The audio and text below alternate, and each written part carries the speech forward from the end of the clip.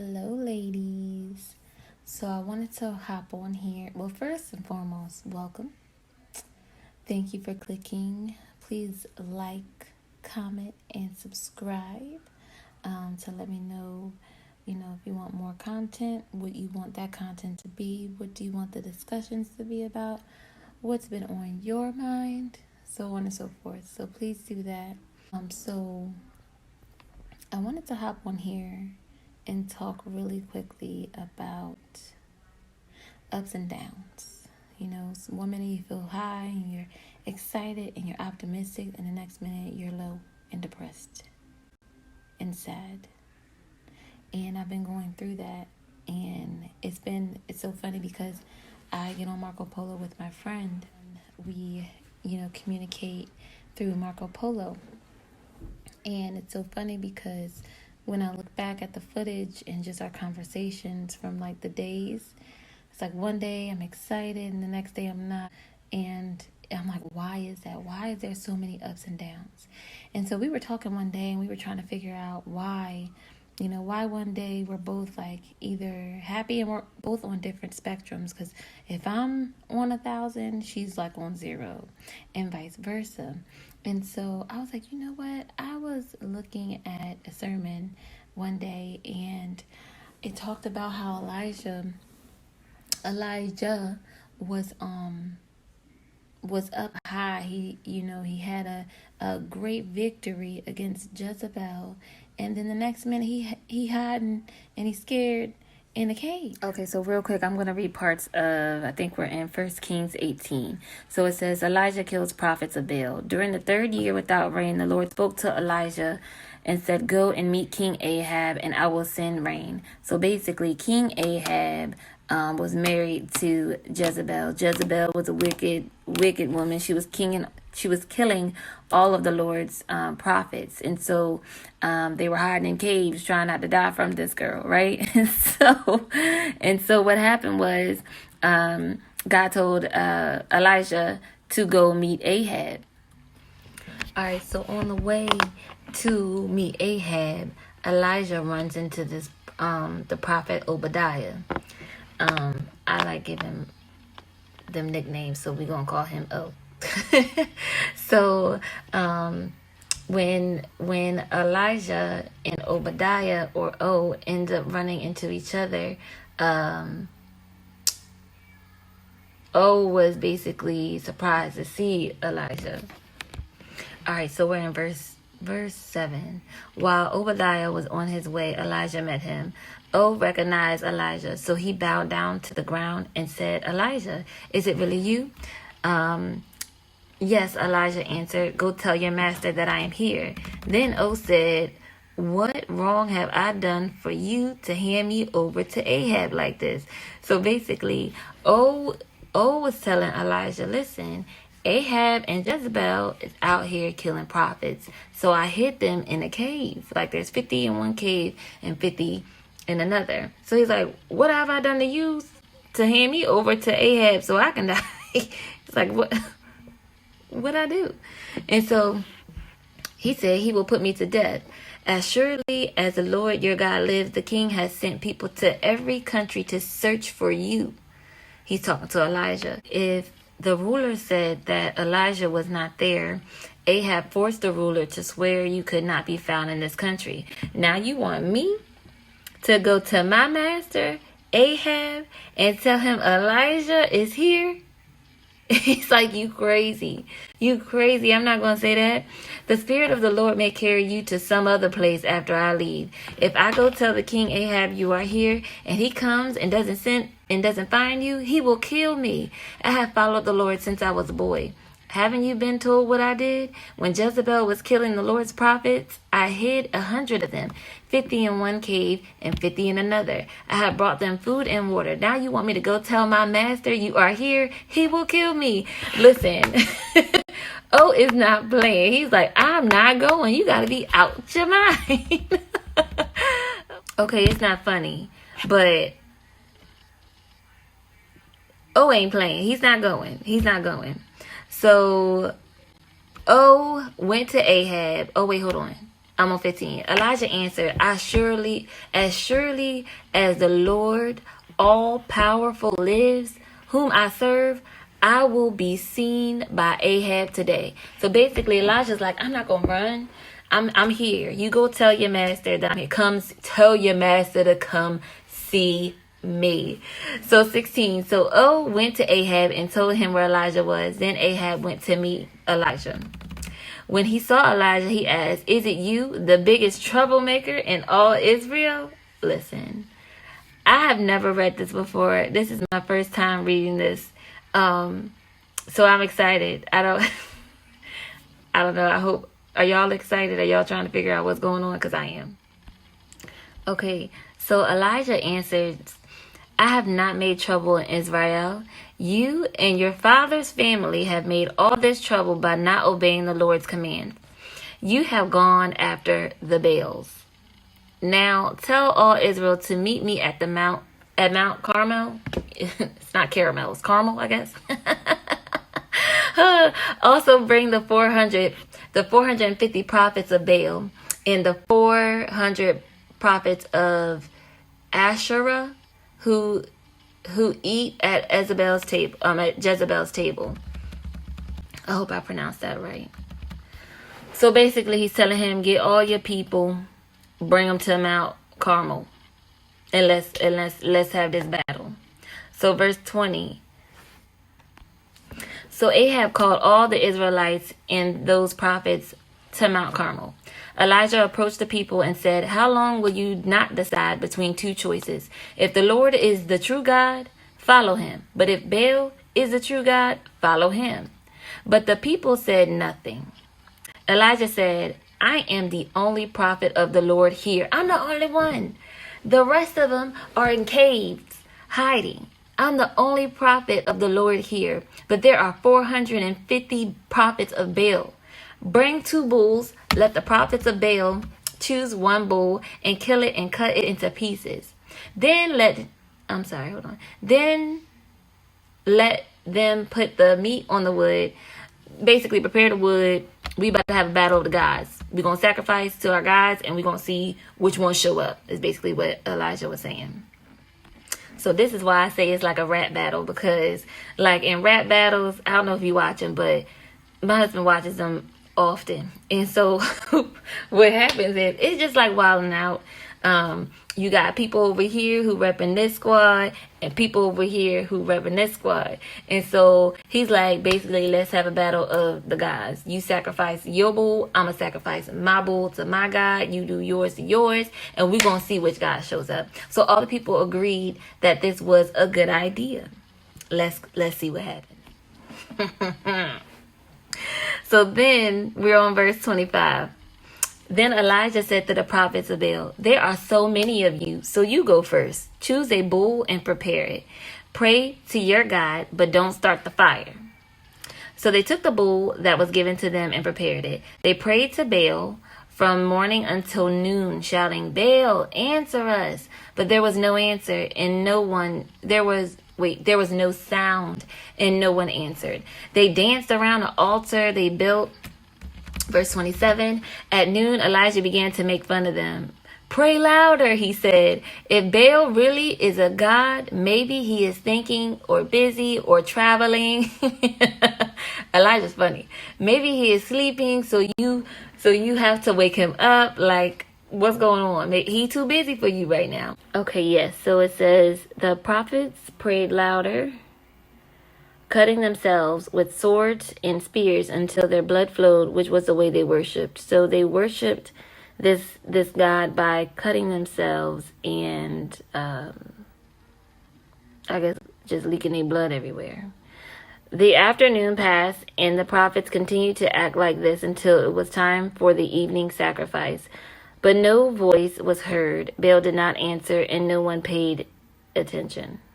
Verse 30, then Elijah said to all the people, now come to me. So they gathered around him, and Elijah rebuilt the altar of the Lord, which had been torn down. He took 12 stones, 1 stone for each of the tribes, the number of Jacob's sons. 32. All right, so I was going to skip over these verses, but I decided not to because it's important. So verse 32, Elijah used the stones to rebuild the altar in honor of the Lord. Then he dug a ditch around the altar that was big enough to hold about 13 quarts of seed. Elijah put the wood on the altar, cut the bull into pieces, and laid the pieces on the wood. Then he said, fill your jars with water and pour it on the meat and on the wood. Then Elijah said, do it again. And they did it again. Then he said, do it a third time. And they did it a third time. So the water ran off the altar and filled the ditch. All right. So there's water on all of the stuff that's on the altar. The bull, the wood, everything. At the time of the evening sacrifice, the prophet Elijah went near to the Lord. Went near to the altar. He said, Lord, you are God of Abraham, Isaac, and Israel. He prayed, prove that you are the God of Israel and that I am your servant. Show these people that you command me to do all these things. Verse 37 says, Lord, answer my prayer so these people will know that you, Lord, are God and that you will change their mind. Then the fire from the Lord came down and burned the sacrifice, the wood, the stones, and the ground around the altar. It also dried up the water in the ditch. When all the people saw this, they fell down to the ground crying, the Lord is God, the Lord is God. Then Elijah said, capture the prophets of Baal. Don't let any of them run away. The people captured all the prophets. Then Elijah led them down to the Kishon Valley where he killed them. So basically, I think he won the rap battle. So that happened. All right, so now that you have a lot of the background of what was going on, I'm going to get to my point. So Ahab runs home and tells his wife, I thought it was Jezebel.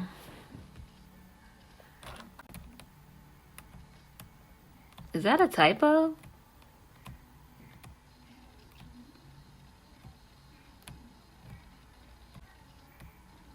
It says Jezreel. I'm like, isn't it Jezebel?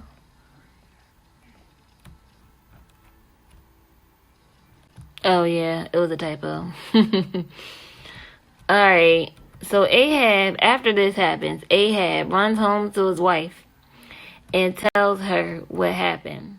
And this basically made her mad. So I'm getting to the point to where, Elijah just had a huge victory in the name of the Lord. And he's seen the power of God work through him. And now Jezebel is about to, just listen. All right, so that was chapter 18. I'm so sorry. This is longer than what I expected this to be. But I thought it was important for us to read what happened prior to the whole up and down emotional situation. Okay, so now Elijah flees, right? He runs. So when Ahab got home, he told Jezebel everything Elijah had done, including the way he had killed all the prophets of Baal. So Jezebel sent this message to Elijah. She said, may the God strike me and even kill me if by this time tomorrow I have not killed you just as you killed them. So this is what happened. I just had a whole mafia moment in my head because Elijah does his thing that the Lord tells him to do. He kills all the Baal prophets. So clearly he proved that Baal was not anything really. He didn't answer them when they called for him, when they was cutting themselves and they was trying to worship him and all that kind of stuff. And God showed up and showed out because he even wet the wood, the bull, and the ditch. And God sent fire. So after that, she mad. She's big mad. And Ahab go running to her and tell her what happened. And she's like, you know what? You go tell him if he... may the gods strike me if you ain't dead by tomorrow. So Elijah, guess what he do? He was afraid and fled for his life. That didn't make any sense to me. You just experienced this big victory and now you running. So that brings me to how we can be on a good high, Elijah was talking that stuff, talking about, oh, I don't think your God hears you. Maybe you need to pray louder. Oh, is he sleeping? Or is he traveling somewhere? Where he at? Because he ain't here. And so, he's doing all that, and God shows up, shows out, proves that the God that Elijah serves is greater than any other God. And so he gets scared when Jezebel says, I'm coming for you. May the gods little g strike me down if you ain't dead by tomorrow. But I'm like, Elijah, why are you running away? Why are you scared? You just experienced God work through you. And that's the thing, it happens to us. And so when I heard that sermon talk about some of this, I was like, wow, like it's a legit thing. And it's not that we should feel guilty for being excited and we know when God does something through us, and then the next minute we're sad, afraid, scared, and it just reminds me of like how Peter was on a boat and how Jesus told Peter to walk, and he was focused on God and he was walking, but then he got scared and he fell. And I think that it's just a testament to make sure that we are always connected to God, and that we don't get distracted by the things that people may say or life circumstances and become fearful and forget what the Lord just did through us. Like we witnessed it, we saw people see it, and we witnessed them see it, and yet we are still scared. Like, why? We need not let these like Jezebel spirits get us scared and make us forget and get us out of a stance of victory.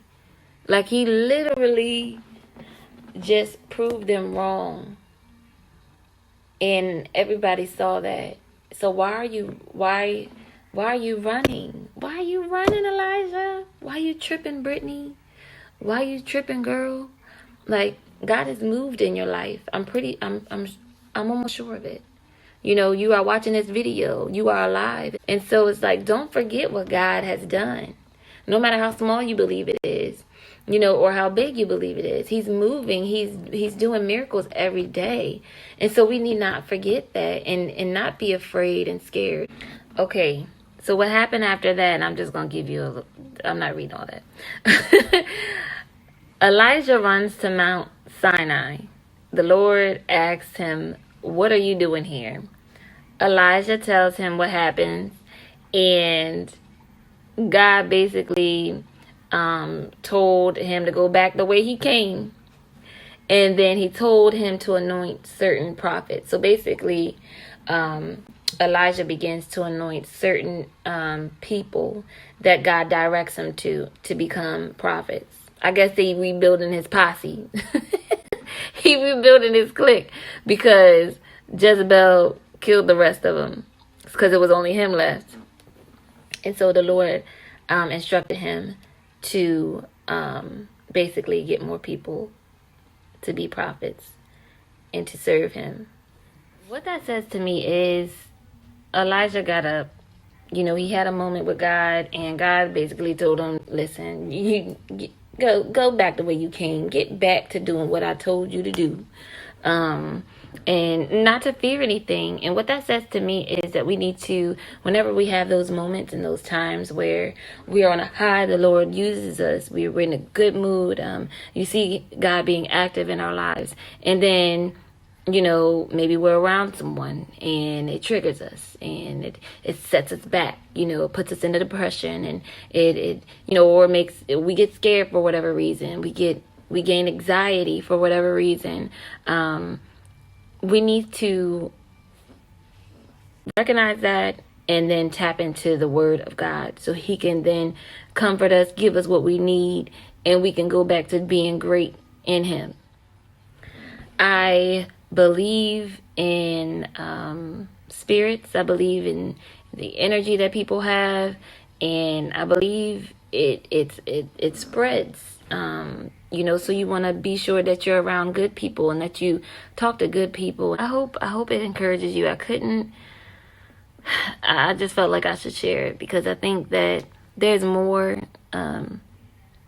people out there than just me and my friends that have experienced this, and I just wanted to encourage you because it's really encouraged me. You know, if a great prophet like Elijah can be, you know, thrown off his game after a great victory, then you know, of course we can too. But it's a matter of getting back up, connecting with God and shaking that fear off of you, because God doesn't give us the spirit of fear, but of peace, love, and a sound mind. Fear is a spirit, and you know, Jezebel basically threw that on him where he was shaking in his boots, got him running up on a mountain scared. And so, you know, we got to jump out of that. We got to recognize it and get back at it, you know, get back at it. And so whether we got to cut some people off, whether we got to, you know, God's going to instruct us to connect with people who are for him and who can pour into us, then so be it. We just got to make sure that we're open to hear the voice of the Lord and obedient to what he tells us to do. So I hope that encourages you. You know, healing and growth, it goes up and down. It goes up and down. But as long as we know how to get it right, where to get it right, and actually apply those things, we gonna be alright. So I hope you're encouraged. Let me know if you want to see more of these videos because I enjoy making it. Alright, I'll talk to you soon.